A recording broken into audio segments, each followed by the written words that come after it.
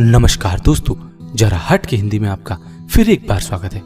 दोस्तों, हम सभी 17 सितंबर के दिन भगवान विश्वकर्मा की पूजा करते हैं, लेकिन बहुत ही कम लोगों को पता होगा कि आखिर विश्वकर्मा जयंती क्यों मनाई जाती है। आज हम इसका आपको कारण बताएंगे कि क्यों मनाई जाती है विश्वकर्मा जी की पूजा और इसका महत्व और पूजा विधि एवं इसकी आरती। आइए जानते हैं विस्तार से। दोस्तों, भगवान विश्वकर्मा को निर्माण का देवता माना जाता है। मान्यता है कि उन्होंने देवताओं के लिए अनेक भव्य महलों, आलीशान भवनों, हथियारों और सिंहासनों का निर्माण किया था। भारत त्योहारों का देश है, जीवन एक उत्सव है और इसी धारणा के साथ यहाँ साल भर अनेकों त्योहार मनाए जाते हैं। इन्हीं में से एक त्योहार विश्वकर्मा पूजा दिवस मनाया जाता है। यह हर साल 17 सितंबर के दिन मनाया जाता है। मान्यता है कि इसी दिन निर्माण के देवता विश्वकर्मा जी का जन्म हुआ था। विश्वकर्मा को देव शिल्पी यानी कि देवताओं के वास्तुकार के रूप में भी पूजा जाता है। मान्यता है कि उन्होंने देवताओं के लिए महलों, हथियारों और भवनों का निर्माण किया था। विश्वकर्मा पूजा के मौके पर ज्यादातर दफ्तरों में छुट्टी होती है और कई जगह के कार्यक्रमों का आयोजन किया जाता है। इस दौरान औजारों, मशीनों और दुकानों की पूजा की जाती है, इसीलिए इस दिन कोई भी काम नहीं करता। विश्वकर्मा पूजा का क्या महत्व होता है? भगवान विश्वकर्मा के जन्मदिन को विश्वकर्मा पूजा, विश्वकर्मा दिवस या विश्वकर्मा जयंती के नाम से जाना जाता है। इस पर्व का हिंदू धर्म में विशेष महत्व होता है। मान्यता है कि इस दिन भगवान विश्वकर्मा ने सृष्टि के रचयिता ब्रह्मा के 7वें धर्मपुत्र के रूप में जन्म लिया था। भगवान विश्वकर्मा को देवताओं का शिल्पकार, वास्तुकार का देवता, प्रथम इंजीनियर, देवताओं का इंजीनियर और मशीन का देवता कहा जाता है।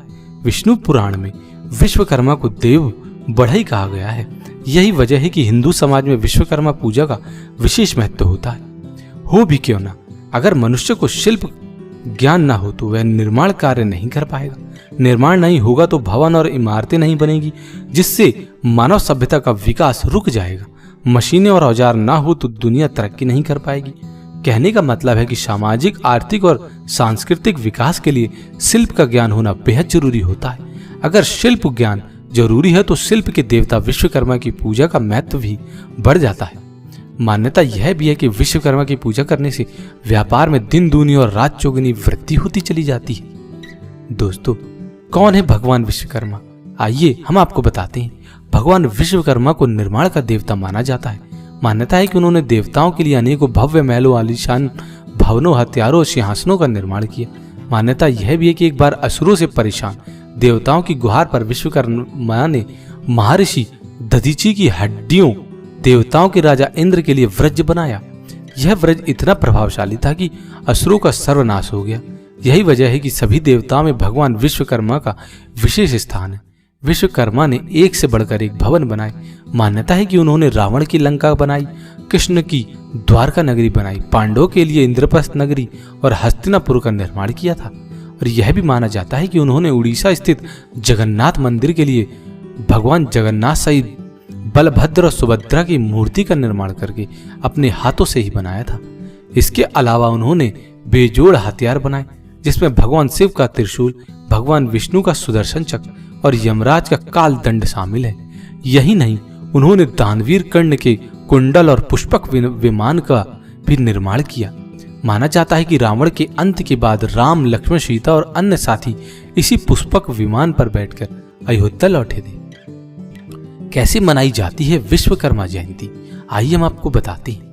विश्वकर्मा दिवस घरों के अलावा दफ्तरों और कारखानों में विशेष रूप से मनाया जाता है। जो लोग इंजीनियर, आर्किटेक्चर, चित्रकारी, वेल्डिंग और मशीनों के काम से जुड़े हुए वे खास तौर से इस दिन को बड़े उत्साह के साथ मनाते हैं। इस दिन मशीनों, दफ्तरों और कारखानों की सफाई की जाती है।